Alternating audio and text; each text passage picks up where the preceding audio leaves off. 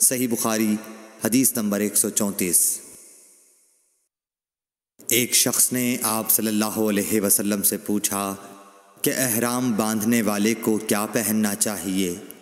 آپ صلی اللہ علیہ وسلم نے فرمایا کہ نہ قمیص پہنے، نہ صافہ باندھے، اور نہ پاجامہ، اور نہ کوئی سرپوش اوڑھے، اور نہ کوئی زعفران اور ورس سے رنگا ہوا کپڑا پہنے، اور اگر جوتے نہ ملیں تو موزے پہن لے اور انہیں اس طرح کاٹ دے کہ ٹخنوں سے نیچے ہو جائیں۔